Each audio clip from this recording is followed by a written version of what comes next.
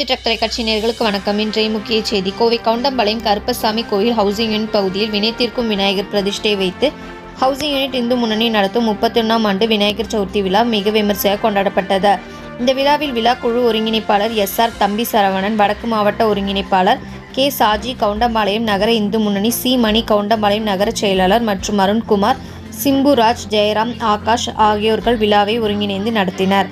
விழாவில் விநாயகர் பிரதிஷ்டை வைக்கப்பட்டு மகா கணபதி ஹோமம் மற்றும் குழந்தைகள் பெரியவர்களுக்கான விளையாட்டுப் போட்டிகளை நடத்தியும் விநாயகர் பிரதிஷ்டை திருவீதி உலா நடத்தப்பட்டு விளையாட்டுப் போட்டிகள் கலந்து கொண்ட அனைவருக்கும் பரிசு பொருட்கள் வழங்கி அப்பகுதி மக்களுக்கு அன்னதானம் சிறப்பான முறையில் நடைபெற்று இவ்விழாவை SR தம்பி சரவணன் மற்றும் அவர்கள் குழு ஹவுசிங் யூனிட் இந்து முன்னணி சார்பாக மிக விமர்சையாக கொண்டாடப்பட்டது. இப்படிக்கு கோவை செய்தியாளர் விஜய். கவுண்டம்பாளையம் கோவை வடக்கு இந்து முன்னணி நடத்துகிற ஹவுசிங் கிளையில் 31 வருஷமா நடத்திட்டு இருக்கோம்.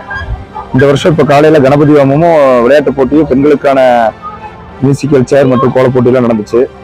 இப்போ நாளைக்கு நம்ம விநாயகர் சதுர்த்தி விஷயமா 2வது நாளாக மாபெரும் திருவிதி விழா மற்றும் அன்னதானம் இருக்கு. இந்த 31 வருஷம் நம்ம நல்லபடியாக நடத்திட்டு இருக்கோம். இந்த வருஷம் ரொம்ப காவல்துறை ரொம்ப கெடுபடியா இருக்கு. ஊர்வலம் பார்க்கக்கூடாது, பட்டாசு வெடிக்கக்கூடாது, பிளக்ஸ் வைக்கக்கூடாதுன்ட்டு ரொம்ப கெடுபடியா இருக்கு. பகுதியில கிட்டத்தட்ட 31 வருஷமா வச்சுட்டு இருக்கோம். முதல் ஆரம்ப காலத்துல இருந்து இந்த குவார்டர்ஸ் 14 மாடி இருக்கு. 14 மாடிக்கு முன்னாடி 3 மாடி 4 மாடி இருக்கும்போது நாங்க ஆரம்பிச்சிருக்கோம்.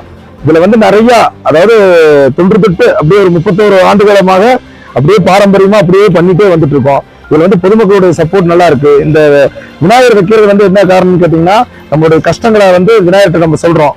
சொன்னதுக்கு அப்புறம் குளத்துல போய் கரைக்கிறோம். நம்ம கஷ்டங்களை கரைக்கிறதுக்காக விநாயகர் சதுர்த்தி விழா நடத்தி இந்துக்களை ஒற்றுமைப்படுத்துறதுக்காகவும் எங்களுடைய கஷ்டங்களையும் குறைகளையும் நிறைய விநாயகர் சதுர்த்தி கொண்டாடிட்டு இருக்கோம். நன்றி, வணக்கம்.